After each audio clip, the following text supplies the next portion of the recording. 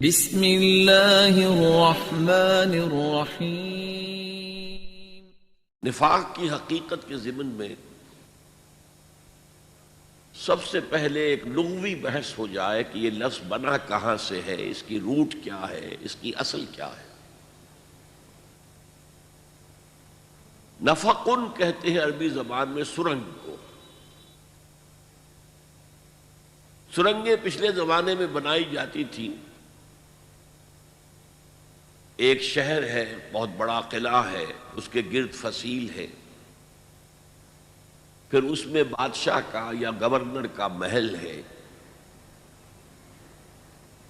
اب اگر کوئی غنیم حملہ کرتا ہے، وہ فصیل کے اندر بھی دراڑیں ڈال کر شہر میں داخل ہو گیا اور اب وہ محل کی طرف آگے بڑھ رہا ہے، تو اس بادشاہ کے لیے یا اس گورنر کے لیے اب بچاؤ کا راستہ کون سا ہے؟ سرنگیں کھودی ہوتی تھی جو محل سے شروع ہو کر زیر زمین چلتے چلتے باہر جا کر کہیں 2-3 میل کے فاصلے پر کھلتی تھی۔ یہ تحفظ کا ذریعہ تھا کہ جب یہ معلوم ہو کہ ہمارے ڈیفنسز شیٹر ہو گئے ہیں، اب جان بچانے کے لیے ظاہر بات ہے دروازے کی طرف تو نہیں جا سکتے، ادھر تو غنیم کا قبضہ ہے، تو یہ زیر زمین سرنگ کے ذریعے سے پھر بھاگ کر جان بچائی جاتی تھی۔ گویا کہ اس میں اصلاً تحفظ ذات پیش نظر تھا۔ اسی طرح نافقہ کہتے تھے عربی زبان میں گوہ کے بل کو۔ گوہ ایک جانور ہے جو زمین کے اندر بھٹ بناتا ہے، اور اس بھٹ کے 2 راستے رکھتا ہے، ایک ادھر سے ایک ادھر سے۔ اس کا شکار اہل عرب کرتے تھے شکاری کتوں سے۔ اب اگر کسی کتے نے ادھر سے داخل ہونے کی کوشش کی تو گوہ دوسرے دروازے سے نکل کر بھاگ جاتا تھا، اگر ادھر سے آیا تو اس دروازے سے نکل کر بھاگ جاتا تھا۔ تو اس اعتبار سے تحفظ ذات جو ہے وہ اصل میں ان دونوں الفاظ کے اندر جو اس کی بنیادی روح ہے وہ اس میں مثمر ہے۔ اسی لیے ایسے انسان کو منافق کہا جاتا ہے، 2 منہ، کہ ان سے ملتا ہے تو کچھ اور کہہ رہا ہے، ان سے ملتا ہے تو کچھ اور کہہ رہا ہے، ان کے پاس جاتا ہے تو ان کے ساتھ دوستی گانٹتا ہے، ان کے مخالفوں کے پاس جاتا ہے تو ان کے ساتھ بھی اپنے گڈ باکس کے اندر رکھنا چاہتا ہے۔ یہ ہے اصل میں نفاق۔ اب نفاق کی بہت سی مختلف طرز کی تقسیمیں کی گئی ہیں نفاق کی حقیقت کو سمجھانے کے لیے۔ ایک ہے عقیدے کا نفاق، انسان جان بوجھ کر دھوکہ دے رہا ہو اپنے بچاؤ کے لیے۔ ایک ہے عمل کا نفاق، اگرچہ دل کے اندر اس کا کوئی ارادہ ایسا نہ ہو لیکن پھر بھی اس کے عمل کے اندر 2 عملی پائی جاتی ہے۔ میں نے اسے ذرا مختلف انداز میں تقسیم کیا ہے۔ ایک ہے شعوری نفاق، جبکہ منافق کو معلوم ہوتا ہے کہ میں منافق ہوں، میں مسلمان نہیں ہوں، مومن نہیں ہوں۔ اور ایک غیر شعوری نفاق ہوتا ہے جس میں منافق اپنے آپ کو مسلمان سمجھتا ہے، وہ دوسروں کو سمجھتا ہے کہ وہ غلط راستے پر جا رہے ہیں، میں تو مسلمان ہوں اور میں تو صاحب ایمان ہوں، اور حقیقت میں وہ منافق ہے۔ تو ایک شعوری نفاق ہے اور ایک غیر شعوری نفاق ہے۔ اس شعوری نفاق کے لیے 2 مثالیں میں آپ کو دے سکتا ہوں۔ ایک تو خود قرآن مجید نے سورہ آل عمران میں یہودیوں کی ایک سازش کا تذکرہ ہوا۔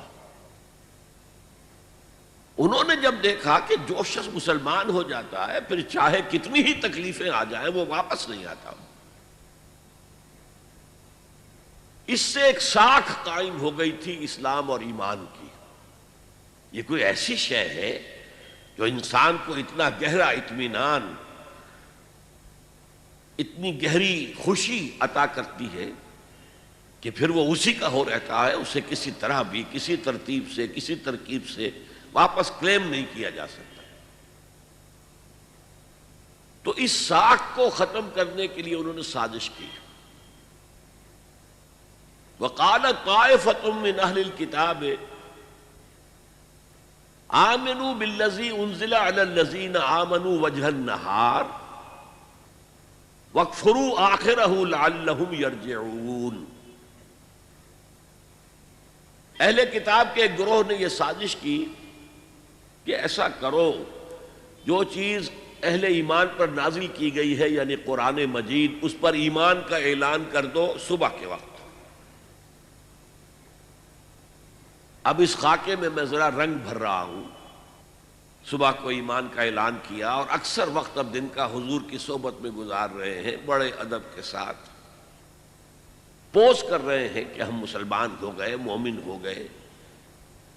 حضور بھی تواضع تو آپ کے مزاج میں تھا ہی، خاص طور پر نو مسلم لوگ اور یہودی مسلمان ہو گئے ہوں تو حضور کی نگاہ میں ان کی قدر ہوتی تھی۔ شام کو انہوں نے اعلان کر دیا، جی ہم نے دیکھ لیا، جا کے قریب جا کر دیکھ لیا، کچھ نہیں، یہ تو سب دور کے ڈھول سہانے ہیں، ہم تو واپس جا رہے ہیں، یہودی ہو رہے ہیں۔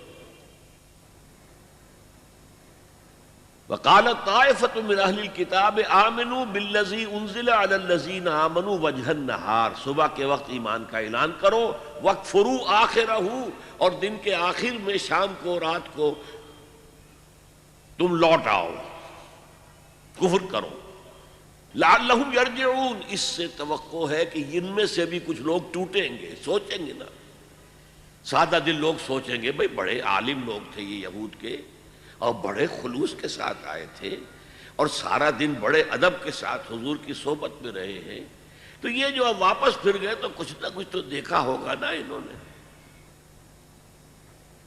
تو ڈگمگانے کا معاملہ، چونکہ وہاں کمزور ایمان والے موجود تھے مدینہ منورہ میں، منافق نہیں تھے، کمزور ایمان والے۔ اس کی وجہ میں پہلے بیان کر چکا ہوں اپنے خطاب میں کہ مکے میں تو یہ ہوتا تھا، وہی شخص ایمان کا اعلان کرتا تھا جس کے دل میں یقین آخری درجے کا پیدا ہو چکا ہوتا تھا، اسے معلوم تھا کہ جیسے ہی میں کہوں گا اشہدو ان لا الہ الا اللہ واشہدو ان محمد رسول اللہ، مجھے مار پڑنی شروع ہو جائے گی۔ گھر والوں کی طرف سے مخالفت ہوگی، سب دوستوں سے مخالفت ہوگی، سب سے کٹنا پڑے گا، سب کو چھوڑنا پڑے گا، ہو سکتا ہے مار پڑے۔ لہذا جس شخص کے دل میں پختہ یقین پیدا ہو جاتا تھا وہی جرأت کرتا تھا زبان سے کلمہ شہادت ادا کرنے کی۔ مدینے کا معاملہ مختلف تھا۔ اوس اور خزرج کے جو قبائل تھے، عرب، اصل عرب جو یمن سے آ کر یہاں آباد ہوئے تھے، جب وہاں بند ٹوٹا تھا اور پورا ملک تباہ ہو گیا تھا تو اس کے بعد جو لوگ وہاں سے نکلے عرب قبائل، وہ کچھ مدینے میں آ گئے، کچھ اور شام کی طرف چلے گئے، کچھ عراق کی طرف چلے گئے۔ تو یہ اوس اور خزرج کے دو قبیلے جو ہیں مدینے میں آباد ہوئے۔ ان کے جو بڑے بڑے سردار تھے وہ سب ایمان لے آئے، تو اب پورے قبیلے نے کہا ٹھیک ہے، اپنے سرداروں کی پیروی میں ایمان لے آئے۔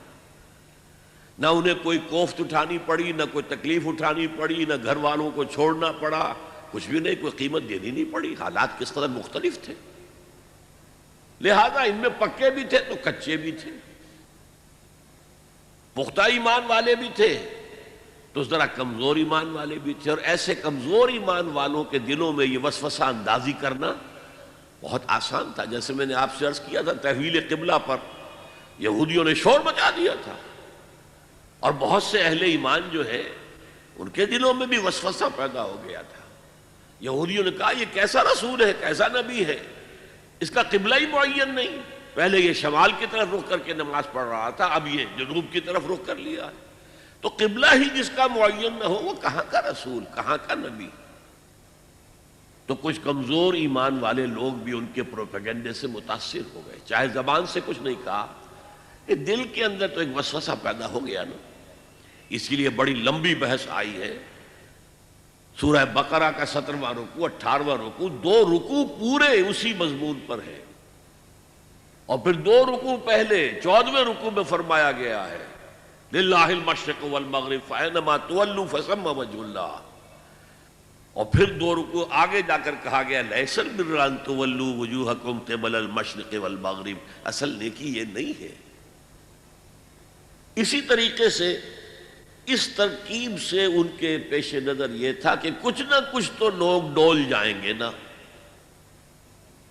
کچھ نہ کچھ لوگوں کے دلوں کے اندر تو یہ احساس ہوگا بھئی یہ لوگ آئے تھے بڑی شرافت کے ساتھ، اور یہ لوگ یہود کے علماء میں سے ہیں، یہ ایمان لائے اور یہ کس قدر ادب کے ساتھ حضور کی صحبت میں رہے، اب شام کو انہوں نے جو کفر کا اعلان کیا واپس ہم تو یہودیت کی طرف جا رہے ہیں، آخر کچھ تو ہوگا نا جو انہوں نے دیکھا ہوگا۔ اب یہ نوٹ کر لیجئے کہ یہ لوگ جو چند گھنٹے ایمان میں رہے، مسلم تو مان لیا گیا انہیں، تو انہوں نے کلمہ شہادت ادا کیا ہے، لیکن ظاہر بات ہے انہیں معلوم تھا کہ ہم ایمان نہیں لائے ہیں، ہم مسلمان نہیں ہوئے ہیں۔ They knew it کہ یہ تو ہمارا فراڈ ہے، یہ تو ہماری ایک تدبیر ہے تاکہ مسلمانوں کو ہلائیں۔ اسی طرح کی ایک مثال ہو سکتی ہے، اور ایسا واقعہ ہوا بھی ہے پاکستان میں، کوئی غیر ملکی جاسوس آتا ہے، وہ ختنہ بھی کرا کے آتا ہے، داڑھی رکھ کر آتا ہے، نماز یاد کر کے آتا ہے، اور وہ آ کر کسی بارڈر کے قریب کسی گاؤں میں امام بن جاتا ہے مسجد کا، جی میں خدمت کرنا چاہتا ہوں اسلام کی، میں آپ سے کوئی تنخواہ بھی نہیں لوں گا، بس اسلام کی خدمت پیش نظر ہے۔ اور اکثر پاکستان میں جو مساجد کے ائمہ ہوتے ہیں وہ آتے ہیں، یہ جو علاقہ ہے پہاڑی علاقہ کوہستان کا، NWFB کا، یہاں سے آتے ہیں لوگ، وہاں پر یہ ابتدائی تعلیم جو ہے ناظرہ قرآن، حفظ قرآن، اس کا بہت چرچا ہے پٹھانوں کے ریجن میں، تو اکثر و بیشتر لوگ باہری سے آئے ہوئے ہوتے ہیں، ان کا یہ بھی کوئی انہی میں سے ہوگا۔ اب وہ وہاں پر ایک جاسوس کی حیثیت سے رہا اور کئی سال مسجد کا امام بنا رہا، اور چھپا ہوا اس کے پاس جو ہے ٹرانسمیٹر اس کے حجرے میں موجود تھا، اور وہ اطلاعات دے رہا تھا۔ ظاہر ہے اسے معلوم ہے میں اسلام نہیں لایا، میں ایمان نہیں لایا، میں تو صرف جاسوسی کے مقصد کے لیے مسلمان بنا ہوں۔ تو یہ ہے شعوری نفاق، جس کو کہ انسان جانتا ہے، خود متنبہ ہے کہ میں نہ مومن ہوں نہ مسلم ہوں، میں منافق ہوں۔ اس کے برعکس دور نبوت کے دوران ہم جتنا نفاق دیکھتے ہیں وہ غیر شعوری نفاق تھا اکثر و بیشتر۔ اس کا پس منظر کیا ہے؟ ایک شخص تک اسلام کی دعوت پہنچی، اس کے دل نے گواہی دی ہاں یہ حق ہے، اس کی فطرت کے اندر اس کی طرف کشش پیدا ہو گئی، یا پورا قبیلہ ایمان لے آیا، وہ بھی ایمان لے آیا، کوئی دھوکہ دینے کی نیت نہیں تھی، منافق نہیں تھا، ایمان لایا تھا۔ لیکن اب مختلف قسم کے لوگ ہیں، کچھ لوگ تو وہ ہوتے ہیں جو کسی شے کو اختیار کرتے ہیں تو ہرچے باد آباد، اب جو ہو سو ہو، ماں کشتی درا بنداختیم، اب ہم نے اپنی کشتی جو ہے سمندر میں ڈال دی ہے، اب جو ہو سو ہو، کشتی تیرے گی تو ہم بھی تیریں گے، ڈوبے گی تو ہم بھی ڈوبیں گے، تیار ہیں ہم اس کے لیے۔ جیسے طارق بن زیاد نے کشتیاں جلا دی تھی، جب کشتیاں جلا دی لوگوں نے کہا یہ تم نے کیا کیا، واپسی کا راستہ ہی ختم کر دیا۔ انہوں نے کہا میں یہی چاہتا ہوں تمہارے دل میں خیال تک نہ رہے کہ واپس جا سکتے ہیں ہم۔ طارق جو بر کنارہ اندلس سفینہ سوخت، جن جہازوں میں سوار ہو کر سمندر کراس کیا تھا جبل الطارق پہ، وہاں اترنے کے بعد انہیں آگ لگوا دی، کسی کو خیال ہی نہ رہے کہ یہاں سے بھاگ کر واپس جانے کی ہمارے پاس کوئی سبیل ہے۔ ہرچہ باد آباد ماں کشتی درا بنداختے، اب جو بھی ہو سو ہو۔ لیکن ایک کمزور طبیعت لوگ بھی ہوتے ہیں، ان کا نقشہ سورہ حج میں کھینچا گیا ہے، وَمِنَ النَّاسِ مَن يَعْبُدُ اللَّهَ عَلَى حَرْفٍ۔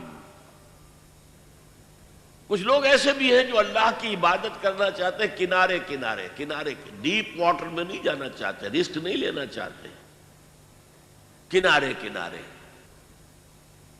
وَمِنَ النَّاسِ مَن يَعْبُدُ اللَّهَ عَلَى حَرْفٍ فَإِنْ أَصَابَهُ خَيْرٌ اطْمَأَنَّ بِهِ، اگر خیر ہے، خیریت ہے، مال غنیمت میں سے مل رہا ہے اور کوئی آپ کے لیے آزمائش نہیں آ رہی ہے تو بڑے مطمئن ہیں، اپنے اسلام کا بڑھ چڑھ کر دعویٰ کر رہے ہیں، صادق الایمان لوگوں سے بھی بڑھ چڑھ کر، جیسے کہ ہم پڑھ چکے ہیں سورہ حجرات میں، اَتُعَلِّمُونَ اللَّهَ بِدِينِكُمْ، کیا تم اللہ کو اپنا دین جتلانا چاہتے ہو؟ وَاللَّهُ يَعْلَمُ مَا فِي السَّمَاوَاتِ وَمَا فِي الْأَرْضِ۔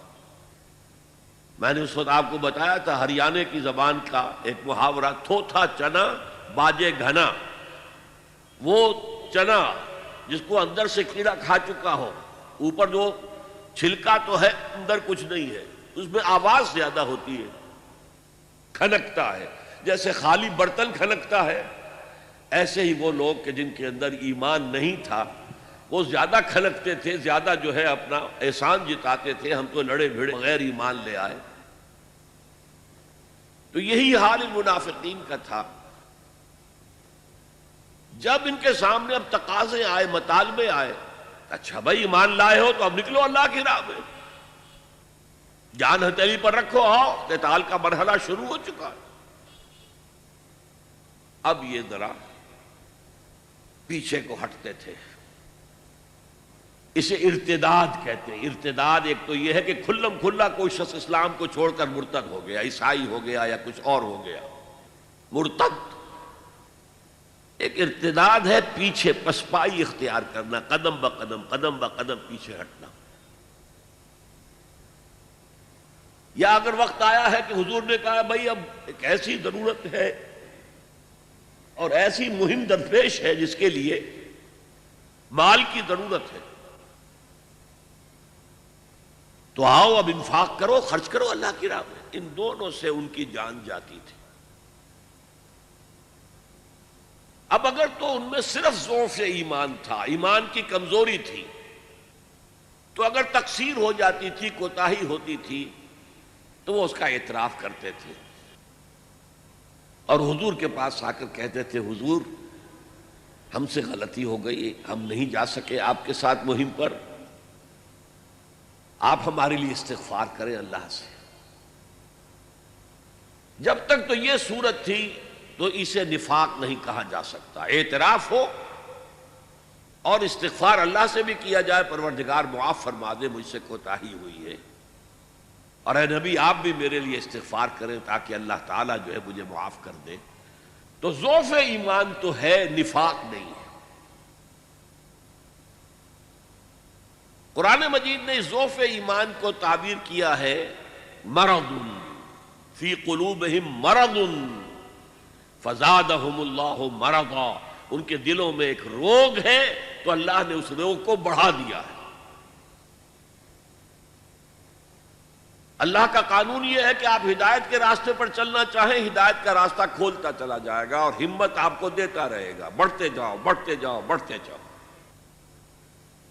غلط راستے پہ جانا چاہتے ہیں اللہ تعالیٰ وہ کھول دے گا، بے حیائی کے راستے پر جانا چاہتے ہیں تو پہلے برقع اترے گا، پھر سر پر سے چادر اور دوپٹہ اترے گا، پھر آپ کے بازو جو ہے سلیو لیس ہو جائیں گے، ہوتے ہوتے کہاں تک آپ پہنچ جائیں گے ہم نہیں کہہ سکتے۔ مغربی عورت کہاں پہنچ گئی ہے، بالکل لباس سے باہر آنا چاہتی ہے، لباس کو تو برداشت کرنا نہیں چاہتی اپنے بدن کے اوپر۔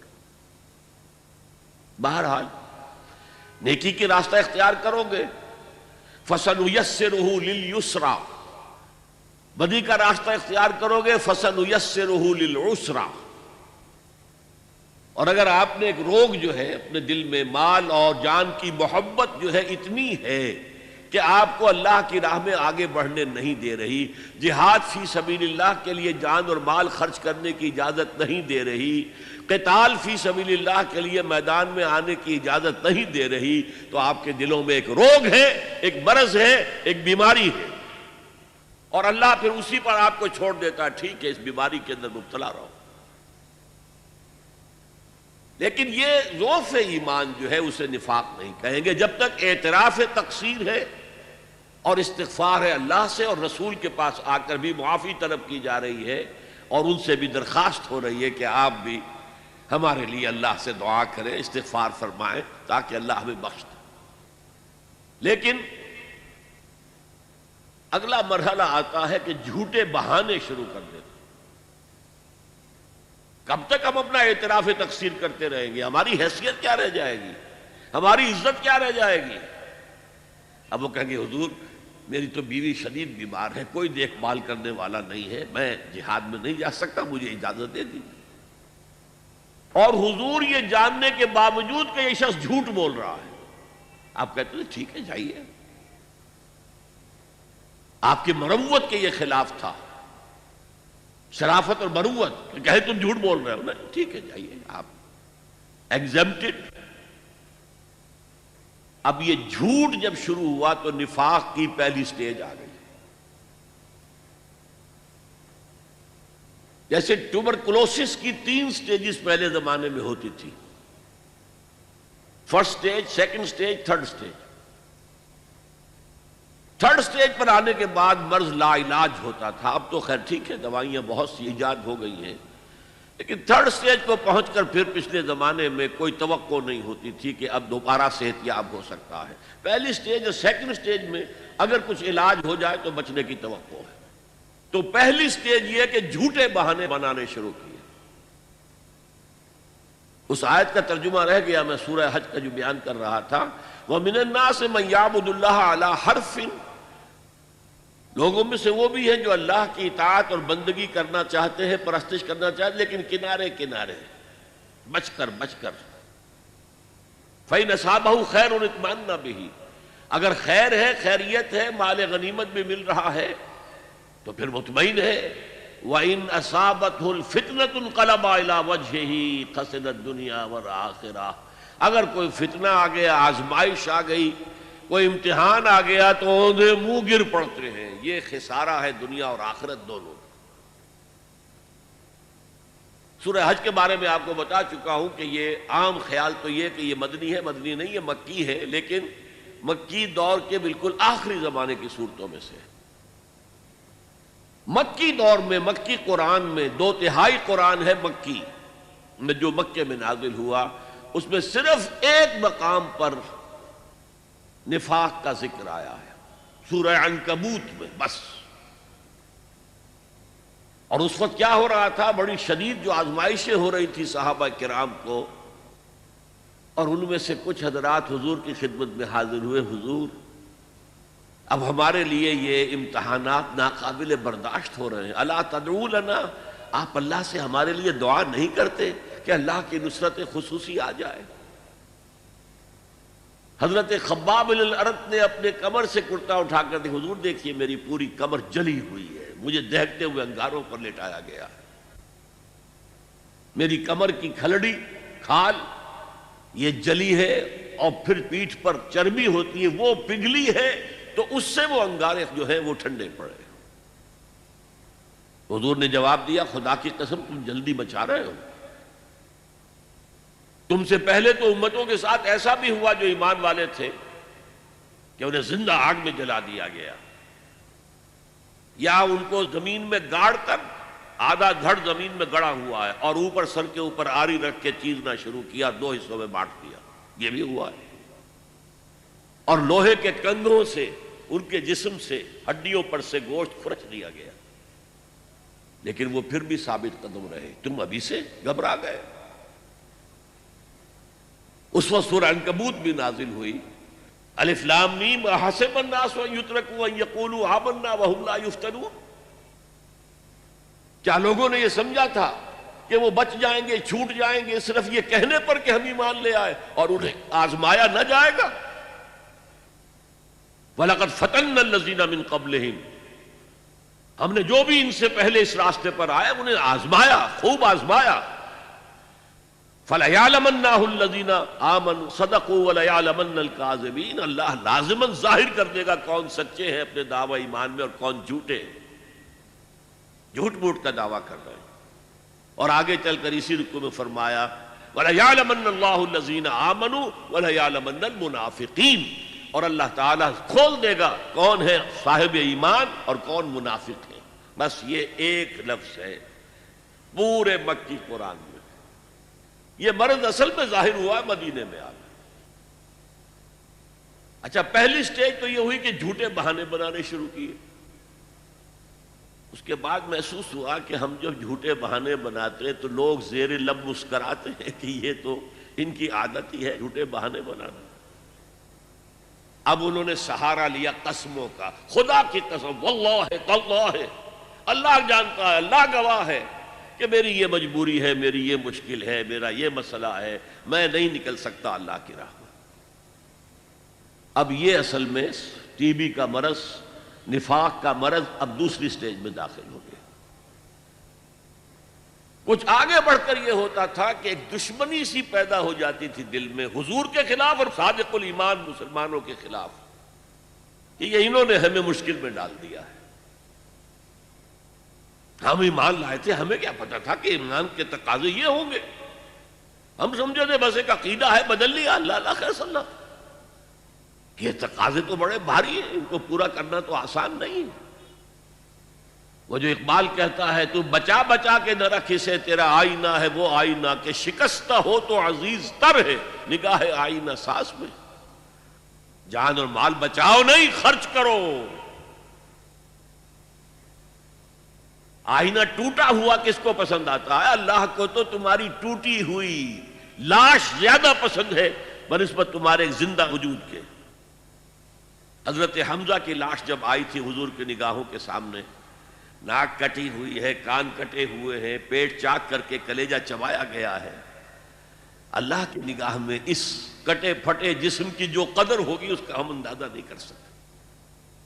تو بچا بچا کے نہ رکھ اسے، تیرا آئینہ ہے وہ آئینہ کہ شکستہ ہو تو عزیز تر ہے نگاہ آئینہ ساز میں۔ آئینہ ساز اللہ ہے۔ تو ایک تو دشمنی ہو جاتی تھی رسول سے، اور اس میں ایک خاص واقعہ میں آپ کو بتا دوں۔ حضور نے مدینہ تشریف آوری کے 6 مہینے کے بعد 7ویں مہینے سے چھوٹے چھوٹے چھاپا بار دستے بھیجنے شروع کر دیے to threaten the lifeline of Mecca. مکے کی جو ساری معیشت تھی وہ تجارت پر تھی، اور اگر آپ تاریخی حیثیت سے جاننا چاہیں کہ یہ لنک بن گئے تھے trade between east and waste. دیکھیے، جب تک نہر سویز نہیں تھی تو مشرق و مغرب کے درمیان سمندری راستہ تو کوئی نہیں تھا۔ ابھی 1498 جب آئے گا، کوئی 1000 برس کے بعد، تب وہ راستہ جو ہے ملے گا انسان کو کہ round the Cape of Good Hope, Africa کی جنوب تک جا کے پھر جاؤ تو مشرق کا راستہ کھلا ہے۔ تو ہوتا کیا تھا، یورپ سے سامان تجارت آیا اور شام کے ساحل پر اتر گیا۔ ادھر ایسٹ انڈیز سے جاوا، سماٹرا، ہندوستان، چائنا، ادھر سے مال آیا سمندر کے راستے سے اور یمن کے ساحل پر اتر گیا۔ And between these 2 points, caravans of the Quraysh, they were going to and fro. جنوب میں گئے، سردیوں کے زمانے میں وہ جاتے تھے جنوب میں، گرمی کم ہوتی تھی یمن کی طرف، وہاں سے مال اٹھایا اور چلے اب شام تک پہنچ کر شام کے ساحل پر پہنچا دیا۔ وہاں سے شام کا ساحل یورپ کا آیا ہوا سامان اٹھایا اور وہ لا کے سیدھا جنوب میں، سیدھا راستہ تھا، بالکل سیدھا، اسٹریٹ ٹو دی نارتھ، اور وہ جو ہے آ کر یمن پہ اتار دیا۔ یمن سے پھر مشرقی ممالک کے تاجر وہ خریدیں گے اور لے جائیں گے کشتیوں کے ذریعے سے، شام سے یورپ کے تاجر وہ جو ہے وہ خریدیں گے اور لے جائیں گے۔ تو یہ کنیکشن بن گئے تھے between the trade between east and waste, اور ان کو یہ سہولت حاصل تھی، پروٹیکشن حاصل تھی کہ کوئی بھی قبیلہ عرب کا ان کے کیروانز کے اوپر حملہ نہیں کر سکتا تھا، because they were the custodians of Kaaba, اور تمام قبیلوں کے بت کعبے میں رکھے ہوئے تھے، as if they were hostages with them. کوئی قبیلہ ان کے خلاف جارحیت کرے گا تو وہ اس کے بت کی گردن مروڑ کر باہر پھینکیں گے۔ اس وجہ سے انہیں اس پوری تجارت کے اندر، اور ان کی جو مالی حیثیت بہت بہتر تھی قریش کی بقیہ پورے عرب سے، اس کا سبب یہ تھا۔ اب حضور نے کیا کیا؟ اسے تھریٹن کیا، we are very much here now, This can be called the economic blockade of Makkah. یہ تھا پھر جس کے نتیجے میں اچھا اس وقت تک قرآن مجید میں قتال کا حکم نہیں آیا تھا. یہ حضور کی اپنی تدبیر تھی، اپنا اجتہاد تھا. تو وہ کہتے ہیں دیکھو جی ابھی قرآن میں تو حکم آیا نہیں، یہ تو کچھ ایڈونچرس آدمی معلوم ہوتے ہیں، ایمبیشس آدمی معلوم ہوتے ہیں، انہوں نے ہمیں مصیبت میں ڈال دیا. پھر ان کا کہنا یہ تھا کہ بھائی دعوت سے، تبلیغ سے، نصیحت سے، ٹھنڈی ٹھنڈی باتوں سے اپنی بات پھیلاؤ. یہ کیا چھیڑنا قریش کو کہ پھر جنگوں کا آغاز ہو جائے. اندر تو تھی اپنی بزدلی، لیکن اس کے اوپر ردے چڑھ رہے تھے فلسفے کے. جیسے ہم کہتے ہیں کہ اگر کسی کو گڑ دے کر مارا جائے تو زہر ضرور دینا ہے. تو اس اعتبار سے وہ حضور سے بھی اپنے دل میں عداوت محسوس کرنے لگے.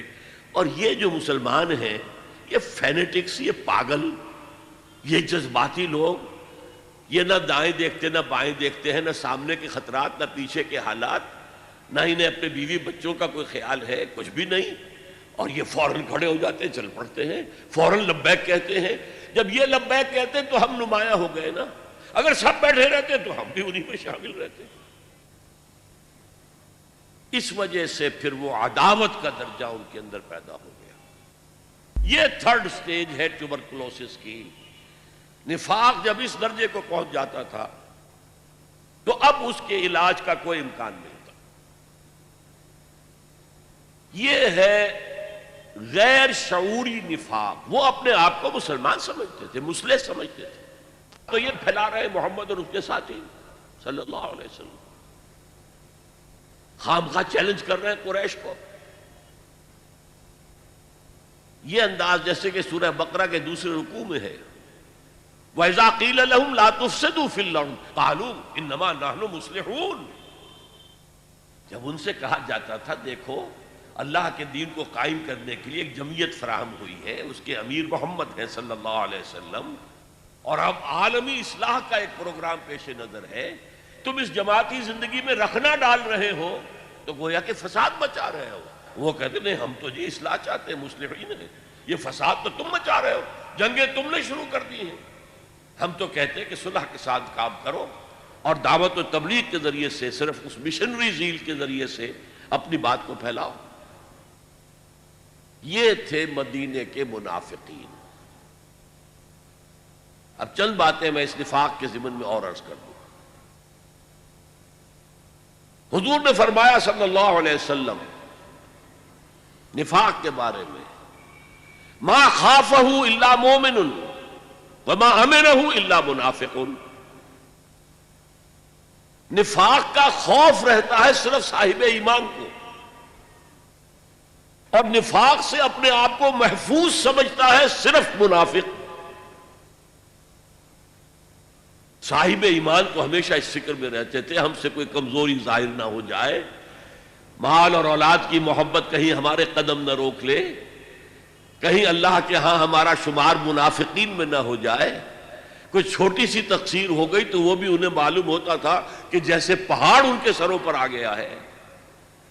حضور نے فرمایا کچھ لوگ ایسے ہوتے ہیں کہ اگر گناہ کر بیٹھتے ہیں تو ایسے محسوس کرتے ہیں کہ پہاڑ تلے آ گئے، اتنا بوجھ، اتنا احساس کے اوپر ثقل. اور کچھ لوگ ایسے ہوتے ہیں کہ بڑے سے بڑا گناہ کر کے بس اتنا سا احساس ہوتا ہے کہ ناک پر مکھی بیٹھ گئی کہ ہم نے یوں کیا اڑا دیا، بس اتنا احساس. وہ ضمیر نام کی اندر شے وہ بتاتی تو ہے تم نے غلط کام کیا، اس سے زیادہ نہیں، مکھی اڑا دی خلاص. تو ما امنہ الا منافق. نفاق سے اپنے آپ کو محفوظ اور مامون سمجھتا ہے صرف منافق.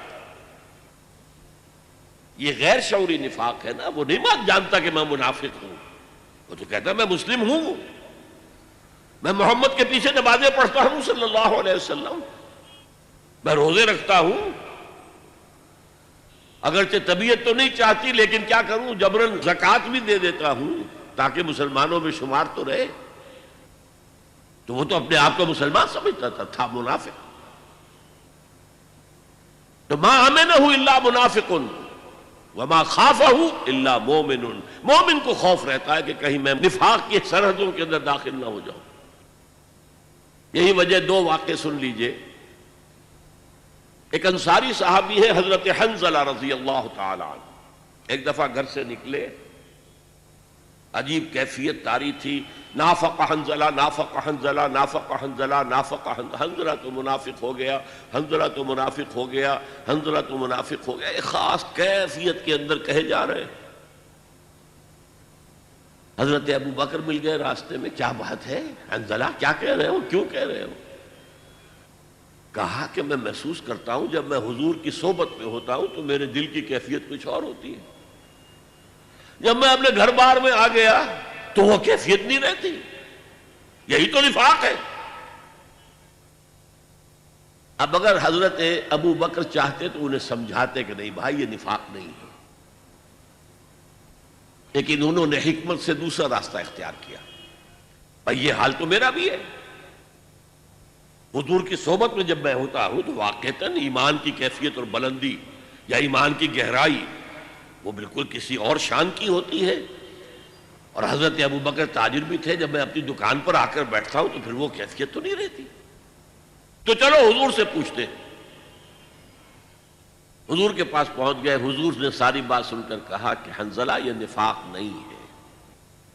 جو کیفیت تمہاری میری محفل میں ہوتی ہے یہ ہمیشہ نہیں رہ سکتی. اگر ہمیشہ رہے تو فرشتے تم سے تمہارے بستروں پر مسافہ کریں گے آ کر. فَإِنَّهَا يَا حَنْظَلَةُ سَاعَةً فَسَاعَةً. یہ کیفیت تو کبھی کبھی محسوس ہوتی ہے. اس طرح کا ایمان، اتنا گہرا ایمان، اتنا یقین والا ایمان. جیسے کہ ایک صحابی سے صبح کو فجر کے بعد حضور نے پوچھا، آپ کا معمول تھا یہ، فجر کے بعد تشریف فرما رہتے تھے، صحابہ ہیں، کچھ سوال جواب ہو رہے ہیں. حضور یہ بھی پوچھتے تھے کسی نے کوئی خواب دیکھا ہے وہ بیان کرے. تو ایک صحابی سے آپ نے پوچھا کیف اصبحت، کہ آج صبح کیسی ہوئی؟ عرض کیا اصبحت مومنا حقا یا رسول اللہ. اے اللہ کے رسول مجھے صبح ایک سچے مومن کی صبح نصیب ہوئی. اب یہ جواب بڑا غیر معمولی تھا.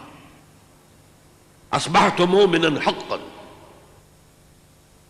آپ نے فرمایا لکل شیء صفت فما صفت ایمانک. ہر شے کی کوئی صفت ہوتی ہے جس کے حوالے سے وہ پہچانی جاتی ہے.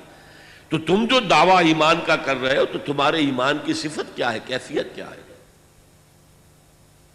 جواب دیا کانی انظر الی الجنہ وکانی انظر الی النار. میرے یقین کی کیفیت یہ ہے کہ جیسے کہ میں جہنم کو اپنی آنکھوں سے دیکھ رہا ہوں اور جنت کو اپنی آنکھوں سے دیکھ رہا ہوں. تو ایمان کی یہ گہرائی بھی ہوتی ہے. جیسے کہ اسی حدیث جبرائیل میں تیسرا سوال یہ تھا اخبرنی عن الاحسان، مجھے بتائیے کہ احسان کیا ہے، روحانیت کا بلند مقام کیا ہے. اسلام کیا ہے جواب دے دیا آپ نے، ایمان کیا ہے جواب دے دیا آپ نے. اب احسان بتائیے کیا ہے. فرمایا ان تعبد اللہ کانک تراہ فإن لم تکن تراہ فإنہ یراک. تم اللہ کی پرستش اور بندگی ایسے کرو گویا کہ تم اسے دیکھ رہے ہو اپنی آنکھوں سے، اور اگر یہ نہیں تو کم سے کم یہ محسوس ہوتا رہے کہ اللہ مجھے دیکھ رہا ہے. استحضار رہے. یہاں چونکہ جو روایت زیادہ مشہور ہے حضرت عمر فاروق سے رضی اللہ تعالیٰ عنہ، اس میں ہے تعبد اللہ. دوسری روایت میں ان تخشى اللہ کانک تراہ فإن لم تکن تراہ فإنہ یراک. تمہارے دل میں اللہ کی خشیت اتنی ہو جائے جیسے کہ تم اللہ کو دیکھ رہے ہو، اللہ کے حضور میں حاضر ہو. اور ایک میں آیا ہے ان تعمل للہ کانک تراہ فإن لم تکن تراہ فإنہ یراک. اللہ کے لیے بھاگ دوڑ، محنت، جد و جہد، جہاد، قتال اس کیفیت کے ساتھ کرو گویا کہ تم اللہ کو دیکھ رہے ہو، اور ورنہ کم سے کم یہ یقین رہے کہ اللہ تمہیں دیکھ رہا ہے. تو یہ احسان ہے. نافق حنظلہ اسی طریقے سے حضور جب واپس تشریف لا رہے تھے غزوہ تبوک سے تو کچھ منافق مدینے کے ایک تنگ گھاٹی میں سے حضور کو گزرنا تھا. راستہ ایسا تھا جس میں ایک ہی اونٹ ایک وقت میں گزر سکتا تھا. انہوں نے اس کے آس پاس جو ہے اپنے آپ کو چھپا لیا، چھپ گئے، اور جب حضور کا اونٹ اس میں سے نکل رہا تھا حملہ کیا حضور کو قتل کرنے کے لیے. حضرت حذیفہ حضور کے باڈی گارڈ کی حیثیت سے اونٹ کے آگے آگے چل رہے تھے، انہوں نے مقابلہ کر کے سب کو بھگا دیا. انہوں نے ڈھاٹے باندھے ہوئے تھے، منہ چھپائے ہوئے تھے، پھر رات کا وقت تھا. جب وہ بھاگ گئے تو حضور نے فرمایا کہ حذیفہ میں تمہیں بتا دوں یہ کون کون تھے؟ نام لے کر بتا دیا، فلاں ابن فلاں، فلاں ابن فلاں، فلاں ابن فلاں، فلاں ابن فلاں. یہ وحی کے ذریعے سے حضور کو سب کچھ معلوم ہو جاتا تھا. لیکن دیکھنا حذیفہ، یہ کسی کو بتانا نہیں ہے، یہ میرا راز ہے تمہارے پاس کہ میں نے تمہیں منافقین کے نام بتا دیے ہیں کچھ کے. اسی لیے حضرت حذیفہ کو کہا جاتا تھا رضی اللہ تعالی عنہ صاحب و سر النبی، نبی کے ایک رازدان، نبی کے ایک راز کے رکھنے والے حذیفہ. اب ایک مرتبہ حضرت عمر ان سے پوچھتے ہیں، اب غور کیجئے کہاں عمر، کہاں ان کا مقام، صحابہ میں نمبر 2. انہیں بھی اپنے بارے میں اندیشہ ہے کہیں میں منافق تو نہیں ہو گیا. پوچھتے انشدو کا یا حذیفہ، انشدو کا باللہ، میں تمہیں اللہ کی قسم دے کر، واسطہ دے کر تم سے پوچھتا ہوں کہیں میرا نام تو ان میں نہیں تھا. یہ ہے ما خافہ الا مومن وما امنہ الا منافق. یہ جو بیماری ہے، یہ جو روگ ہے، اب یہ جانیے کہ اس کا انجام کیا ہے. اصل میں نے چونکہ کہا بیماری ہے اور میرا بیک گراؤنڈ بھی ہے میڈیکل ایجوکیشن کا، تو ہر مرض کے ضمن میں ہمارے ہاں بحثیں ہوتی ہیں ایٹیولوجی کیا ہے، یہ بیماری کیوں آتی ہے. پھر جب بیماری لاحق ہو گئی تو اس کی علامات کیا ہیں، سائنز اینڈ سمپٹمز کیا ہیں، پھر پروگنوسس کیا ہے، کتنی شفا کی امید ہے اور کتنی نہیں ہے، پھر ٹریٹمنٹ کیا ہے. اور ٹریٹمنٹ بھی 2 طرح کے ہوتے ہیں، ایک پریونٹیو اور ایک کیوریٹیو. مرض سے بچا جائے، بچاؤ کی تدابیر، اور اگر مرض کی چھوت لگ گئی ہے تو پھر اس کا علاج. یہ جو منافقین کی بحث ہے اور نفاق کی بحث ہے، یہ بڑی تفصیل سے آئی ہے. سورہ بقرہ میں بھی ہے لیکن وہاں لفظ نفاق استعمال نہیں کیا گیا. رفتہ رفتہ رفتہ رفتہ اس کا جو پردہ چاٹ کیا گیا رفتہ رفتہ. سورہ بقرہ میں صرف یہ آیا ہے فی قلوبہم مرض فزادہم اللہ مرضا. کچھ سائنز اینڈ سمپٹمز بھی آ گئے. وَإِذَا لَقُوا الَّذِينَ آمَنُوا قَالُوا آمَنَّا وَإِذَا خَلَوْا إِلَىٰ شَيَاطِينِهِمْ قَالُوا إِنَّا مَعَكُمْ إِنَّمَا نَحْنُ مُسْتَهْزِئُونَ. جب وہ اہل ایمان سے ملتے کہتے ہم بھی ایمان لے آئے ہیں، ہم بھی صاحب ایمان ہیں. اور جب اپنے ان شیطانوں کے پاس جاتے ہیں، یہودی لیڈروں کے پاس، تو کہتے ہیں جی ہم تو آپ کے ساتھ ہیں، ہم ان سے تو صرف مذاق ہی کر رہے ہیں. اللہ یستہزئ بہم ویمدہم فی طغیانہم یعمہون. اصل میں اللہ ان سے مذاق کر رہا ہے اور انہیں ان کی سرکشی کے اندر آگے کھینچتا چلا جا رہا ہے. جیسا کہ میں نے کہا تھا، نیکی کا راستہ اختیار کرو گے اللہ اسے کھولتا چلا جائے گا، بدی کا اختیار کرو گے اللہ اس کو کھولتا چلا جائے گا، نفاق کا اختیار کرو گے اللہ اس کو کھولتا چلا جائے گا. تو سورہ بقرہ میں کہیں لفظ منافق یا نفاق نہیں آیا. آل عمران میں ایک جگہ آیا ہے، لیکن سورہ نساء میں بڑی مفصل بحثیں ان کی علامات، اور سب سے بڑے ان کے 3 جو سبب تھے. اللہ کے رسول کی اطاعت بہت بھاری گزرتی تھی. اچھا جی اللہ کا حکم تو ہم مانیں گے لیکن ان کا کیوں مانیں؟ یہ بھی تو ہماری طرح کے انسان ہیں. اسی لیے انہوں نے کہا تھا قرآن میں تو ابھی حکم آیا نہیں قتال کا، انہوں نے خامخواہ شروع کر دیا. اس پر پھر سورہ محمد نازل ہوئی جس کو سورہ قتال بھی کہتے ہیں. قتال کا حکم آ گیا، اب ان کی زبانیں چپ ہوئی، اب تو آ گیا، اب کیا کریں. جب وہ سورت اتری تو قرآن مجید میں اسی سورت میں ہے کہ آپ دیکھتے ہیں منافقین کو کہ اب ان کی آنکھیں ایسی پتھرا رہی ہیں جیسے کہ کوئی مرنے والے شخص کی آنکھیں پتھراتی ہیں. اب تو کوئی رہا ہی نہیں حضور. سورہ نساء میں بہت بحث ہے. پھر جہاد اور قتال سے بچنے والے وہ منافق ہیں. پھر جو ہجرت نہیں کرتے وہ منافق ہیں. مال و اولاد زیادہ پسند ہے، کیسے چھوڑ کر چلے جائیں. اہل و عیال زیادہ محبوب ہے، کیسے چھوڑ کر چلے جائیں. بہرحال سورہ نساء میں بڑی مفصل بحثیں ہیں. میں نے جو آیت تلاوت کی تھی ان المنافقین فی الدرک الاسفل من النار، یہ منافق تو آگ کے سب سے نچلے طبقے میں ہوں گے. اللہ کا غضب اتنا کافروں پر نہیں بھڑکتا جتنا کہ منافقین پر بھڑکتا ہے، اور جتنا کہ ان مسلمانوں پر جو دعوے تو کرتے ہیں ایمان کے اور اللہ کی محبت اور رسول کے عشق کے اور عمل میں زیرو ہیں. لما تقولون ما لا تفعلون کبر مقتا عند اللہ ان تقولوا ما لا تفعلون. اگرچہ منافق نہیں ہے لیکن بے عملی، اللہ اور اس کے رسول کے احکام سے سرتابی. کہاں اللہ پر ایمان کا دعویٰ، رسول پر ایمان کا دعویٰ، اور کہاں یہ کہ ان کے احکام کو پاؤں تلے رون دینا. پھر یہ سورہ مائدہ میں بھی بحثیں آئی ہیں، لیکن یہ بحثیں سورہ نور میں بھی ہیں، سورہ احزاب میں بھی ہیں، لیکن کلائمیکس پر یہ مضمون آپ کو ملے گا بہت تفصیل سے یہ ملے گا سورہ توبہ میں. اس لیے کہ آخری امتحان جو ہوا تھا ان ایمان کے دعوے داروں کا وہ غزوہ تبوک کے وقت تھا، جسے کہا گیا تھا جیش العسرہ. قحط کا عالم تھا، اب فصل کھجور کی تیار تھی. اگر اب چلے جاتے ہیں تو کون اتارے گا؟ کھجور کی فصل عورتوں کا کام تو نہیں ہے کہ اتار سکیں. فصل جو ہے گل سڑ جائے گی درختوں کے اوپر ہی. تو گویا کہ قحط در قحط کا معاملہ ہوگا. پھر شدید گرمی ہے، طویل لمبا سفر ہے. تو اس میں ظاہر بات ہے کہ منافقین کا نفاق بالکل واضح ہو گیا. آ کر جھوٹی قسمیں کھائیں، اپنے آپ کو ایگزپٹ کرایا. بعض مسلمانوں سے بھی کوتاہی ہو گئی. حضرت کعب ابن مالک اور دو ان کے ساتھی، بڑا مفصل ان کا معاملہ جو ہے قرآن مجید میں تو اجمالاً مذکور ہے، حدیث بخاری میں بڑی تفصیل سے انہوں نے صاف جا کر اعتراف کر دیا، حضور زبان ہمارے پاس بھی ہے، جھوٹے قسمیں ہم بھی کھا سکتے ہیں، لیکن آج ہم آپ سے اجازت حاصل کر بھی لیں گے، آپ کو راضی کر بھی لیں گے، تو قیامت کے دن اللہ کے سامنے کیسے اپنے جھوٹ کو چھپائیں گے. لہذا مان لیا، انہیں سزا بھی دی گئی. 50 روز کا مقاطعہ، بائیکاٹ، کوئی ان سے بات نہ کرے، یہاں تک کہ ان کی بیویاں ان سے بات نہ کریں. بہرحال